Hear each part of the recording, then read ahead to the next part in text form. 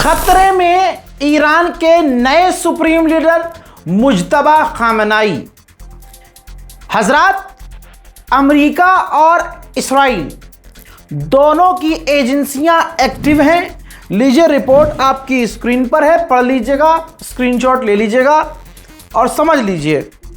Iran के supreme leader को मारने की पूरी कोशिश है। ईरान के अंदर ही मूसाद भारी मात्रा में एक्टिव है। अमेरिका और इस्राइल की एजेंसियां बहुत मेहनत कर रही हैं ईरान के नए सुप्रीम लीडर को ढूंढने में, तलाशने में, लेकिन रिपोर्ट ये आ रही है कि इजराइल उनको ट्रैक नहीं कर पा रहा है। उनके खत मिल रहे हैं, उनकी हाथ की लिखी हुई जो आदेश की जो चिट्ठी होती है वो मिल रही है।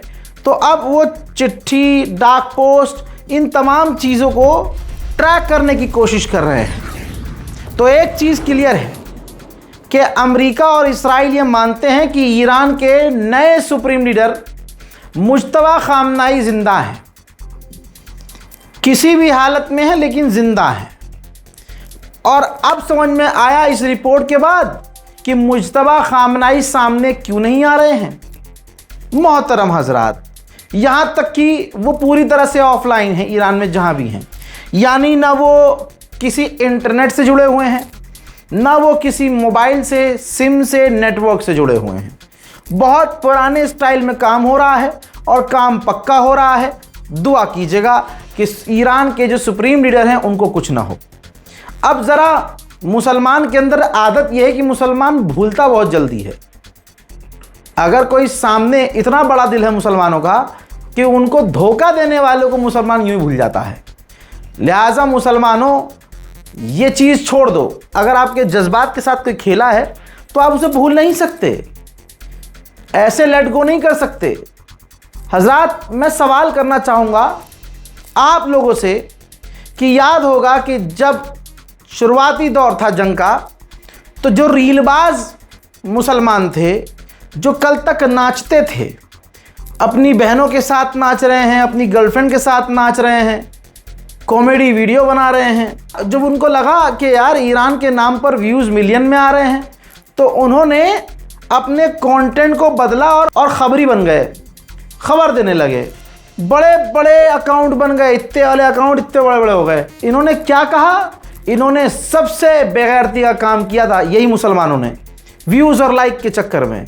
खामनाई की कोई तस्वीर आज तक नहीं आई, उनकी जनाजे की लाश की।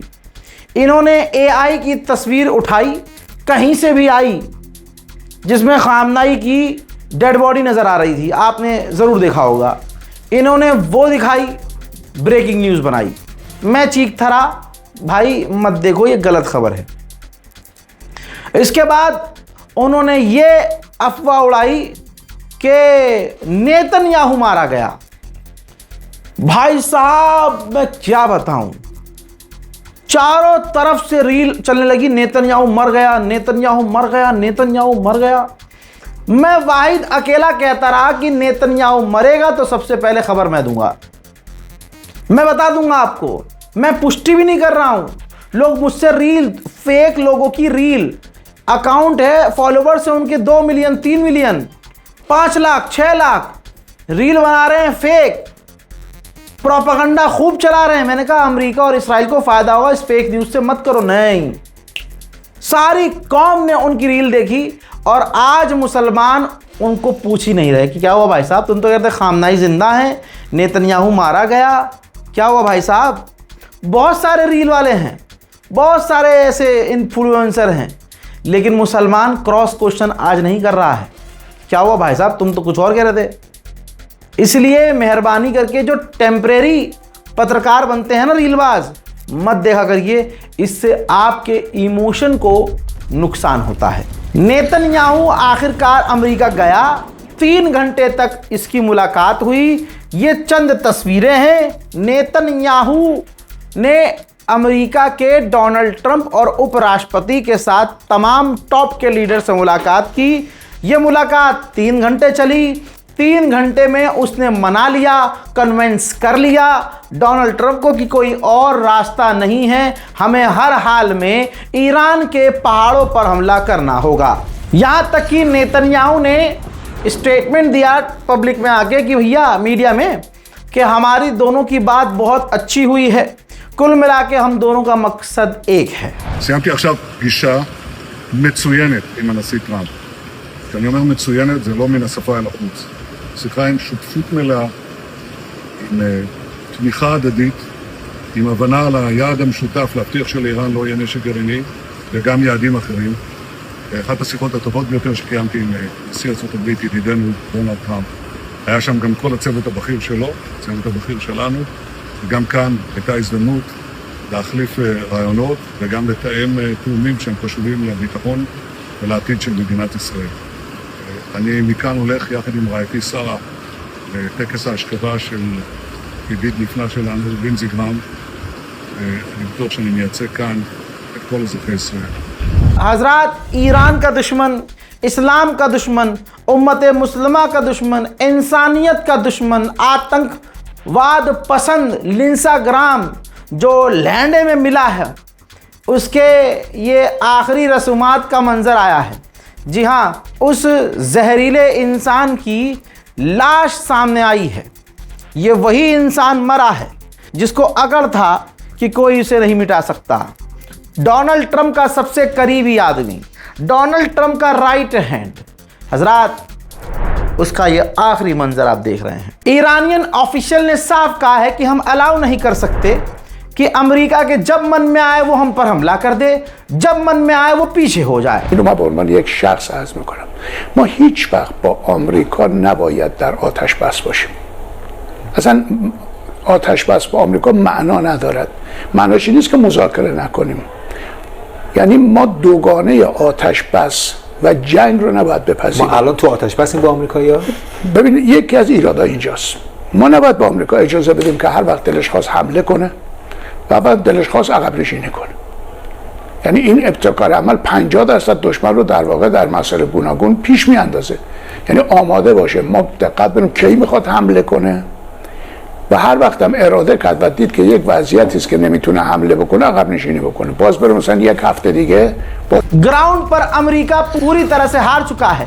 खुद अमेरिका की सिर्फ 23% आवाम अमेरिका को सपोर्ट करती है कि आप ईरान पर जो हमला कर रहे हैं सही कर रहे हैं। बाकी पूरा अमेरिका ईरान के ऊपर होने वाले हमले के खिलाफ है। मजा ना आए तो पैसा वापस। सबको ईरान की ताकत पता है कि परवरदिगार, ईरान की कोई ताकत नहीं, ईरान की ताकत है अल्लाह। मैं नहीं मानता कि अल्लाह की मर्जी के बिना ईरान इतना कामयाब हो रहा है। भाई साहब, सबको पता है ईरान की ताकत क्या है। अब यूएई पर ईरान ने सबसे ज़्यादा हमले किए थे, ये बात किसी से छुपी नहीं है। यूएई ने भी जंग के दौरान ईरान पर हमले किए थे, वो भी बात सामने आ गई है।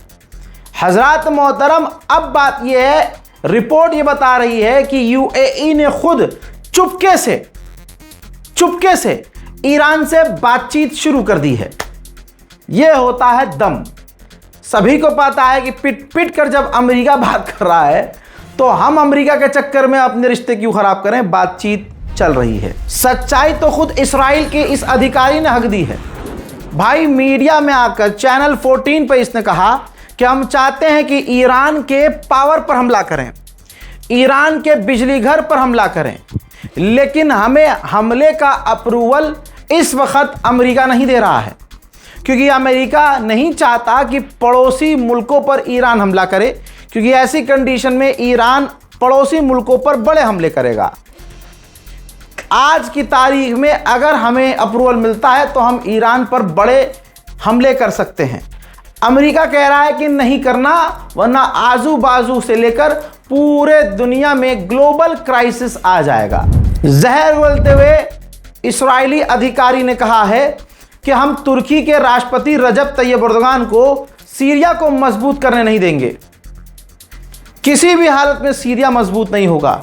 तो अब मुसलमान फैसला करे, पूरी दुनिया में ख़तरा ईरान है या पूरे मिडिल ईस्ट में ख़तरा इस्राइल है। हजरात, मिनिस्टर ने यह खुद भी कहा है, बड़ी बात कह दी है कि अमेरिका के जहाज़ इजराइल से उड़ान भर के ईरान पर हमला आज भी कर रहे हैं और ये बात ईरान जानता है। यानी दोस्तों, ईरान को उकसाने वाला बयान इजरायली ऑफिशियल दे रहे हैं। आगे उसने बताया कि हमारी खुफिया एजेंसी शिन बेट ने बताया है कि हमारे टॉप ऑफिशियल्स को कत्ल करने की कोशिश ईरान कर रहा है। इंटरनेशनल क्राइम खुद एक्सेप्ट कर रहा है। इस हराम के पिल्ले ने कहा है कि 70% गज्जा हमने पूरी तरह से तबाह बर्बाद कर दिया है। सिर्फ अंडरग्राउंड नहीं मारा है, हमने घरों के ऊपर भी हमले किए हैं, सब कुछ तहस नहस कर दिया है, हमने गाजा के अंदर तबाही मचाई है। ये जुमले इसके खुद हैं जो हेब्रू में ये बैठकर इंटरव्यू दे रहा है। आतंकवादी ने यह भी कबूल किया कि हमने लेबनान के लगभग 24 ऐसे गांव तबाह कर दिए हैं जो सैकड़ों साल पुराने थे। अल्लाह अकबर, अल्लाह अरबों पर, इन अरब के हुक्मरानों पर लानत बरसाए। सोचिए, कह रहा है कि हमने लेबनान को तबाह बर्बाद कर दिया है। दोस्तों, आगे उसने ये कहा कि नेतन्याहू को बड़ी जीत हासिल हुई कि नेतन्याहू ने ट्रंप को मना लिया ईरान पर हमला करने के लिए। इससे पहले ईरान हम पर बड़ा हमला करता। ये पहले वाले हमले की बात कर रहा है। हालांकि इस बार भी नेतन्याहू ने आज गुलाबी सुअर को ईरान पर हमला करने के लिए मना लिया है। इस्राएल की आतंकी खुफिया एजेंसी शिन बेट ने फिर से वार्निंग दी है कि इस्राएल के अंदर जो इलेक्शन होने वाले हैं उसके अंदर ईरान और तुर्की इन्वॉल्व हैं और माहौल ख़राब करने की कोशिश कर रहे हैं। वहीं डोनाल्ड ट्रंप की टोन दूसरी है। डोनाल्ड ट्रंप ने कहा कि मुझे बताने की ज़रूरत नहीं है नेतन्याहू को कि मुझे क्या करना है और पिकेस माउंटेन पर क्या हो रहा है ईरान के। अगर हमारी डील ईरान से नहीं होती है तो मैं पिकेस माउंटेन को ईरान में उड़ा दूंगा। गुलाबी सुअर ने आगे ये भी कहा कि अगर हमारा काम नहीं निकलता है तो उनका काम ख़राब कर देंगे, हम दोबारा ईरान को बमबारी करके उड़ाएंगे, हम उनके ब्रिज और पावर प्लांट को ऐसे उड़ाएंगे कि वो 10 साल पीछे हो जाएंगे। मेरे दोस्तों, गुलाबी सुअर ने यह भी कहा कि वो राज़ी हैं कि वो परमाणु हथियार नहीं बनाएंगे। फॉर्मली उन्होंने नहीं कहा है, लिखित में नहीं दिया है, लेकिन वो राज़ी हैं। हज़रात, आप खुद सोचिए कि नई बात है, आप गूगल कर लीजिए। ईरान के शहीद सुप्रीम लीडर जनाबे खामनाई अपनी पूरी ज़िंदगी कहते रहे, उन्होंने फतवा जारी किया कि हमें परमाणु नहीं बनाना। तो ये कोई नई बात तो नहीं कही। जाहिर सी बात है, अमेरिका हर हाल में हर मुद्दे पर फेल हो रहा है। 10वीं मर्तबा खुद डोनाल्ड ट्रंप ने कहा, 10वीं 11वीं मर्तबा, कि अगर मैं ना होता तो आज इसराइल ना होता। अल्लाह अकबर, मैं ना होता तो इसराइल ना होता। और आज की तारीख में स्ट्रेट फॉर्मूज हम ही कंट्रोल कर रहे हैं। अब लालच तो ओमान में भी आ गया है। ओमान और ईरान की बातचीत हुई।